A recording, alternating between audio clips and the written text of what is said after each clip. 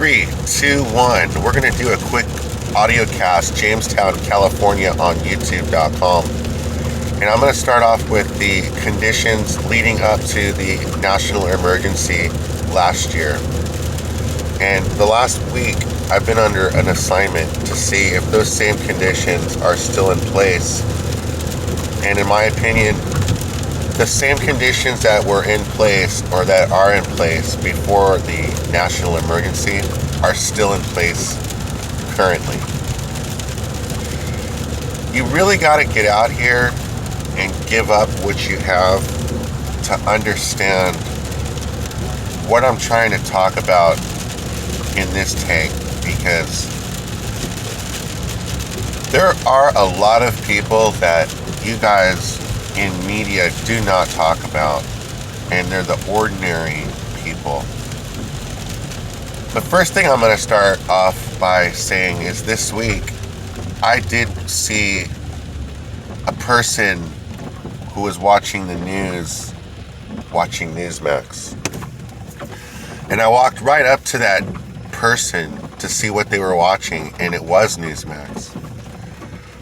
Fox News has lost a lot of viewers, and I'm not sure if it was a deliberate attempt to lose viewers or just an error, or people just getting a little too obsessed with the news itself. Different reasons why their ratings went down the way they went down. For me, I continue to view through the thick and through the thin. Sometimes if I didn't like what I was watching, I'd change the channel for a few minutes. I could do that. But the last week, I did not tune in at all for a whole week. And part of it was because I wanted to get out and just get out.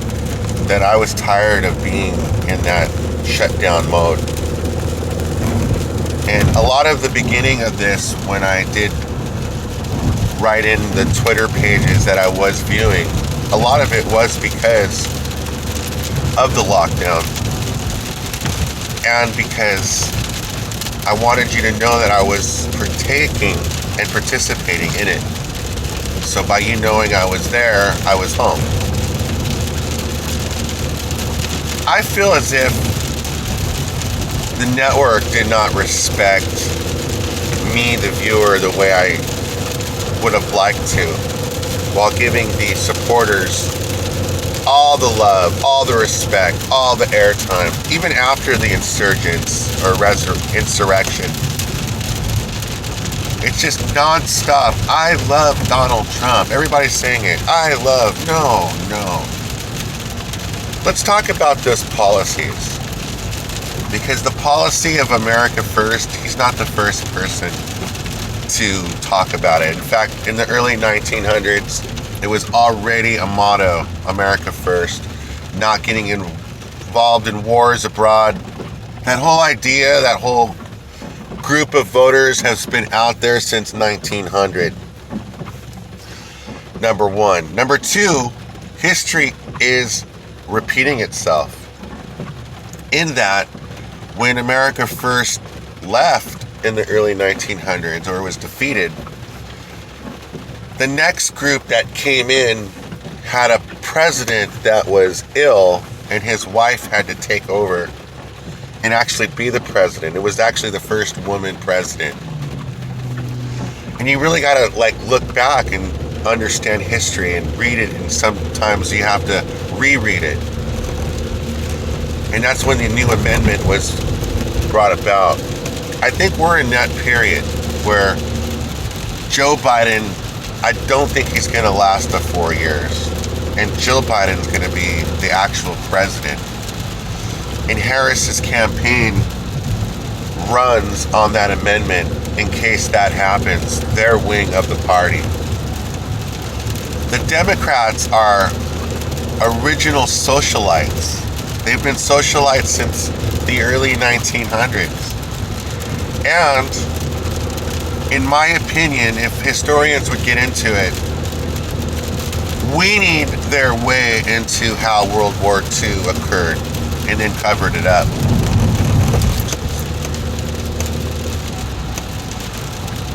We are in that point right now, in my opinion. I do believe history is repeating itself. It's very, very possible. So I'm going to go read my book.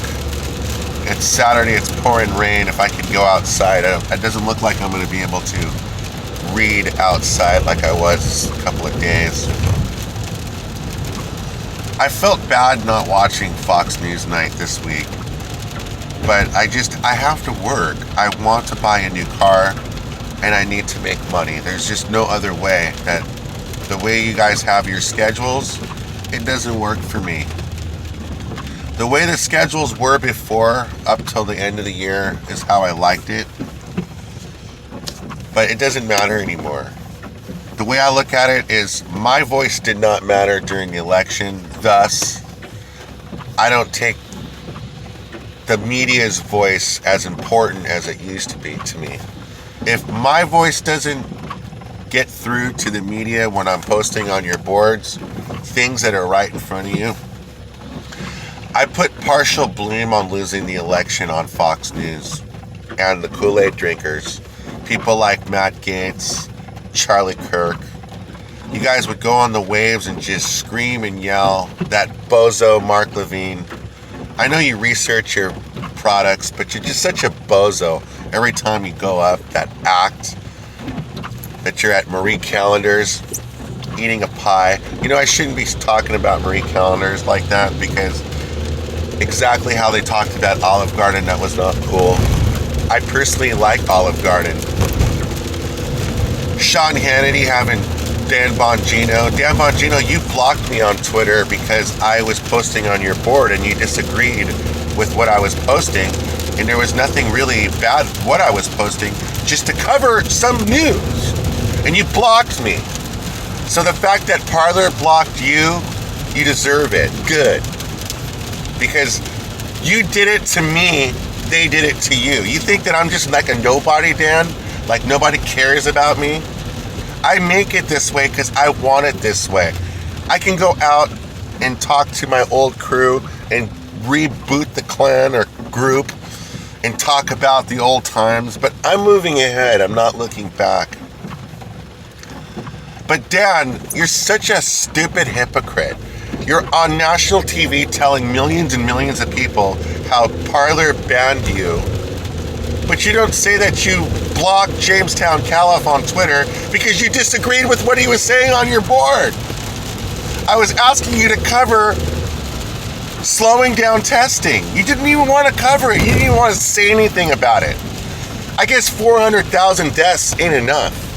That's another reason why I stopped viewing. Because I'm just sick to my stomach sometimes. That just thinking about it, 400,000 people, man. Oh! And you guys don't even care. You don't talk about it. I mean, some of the news people do.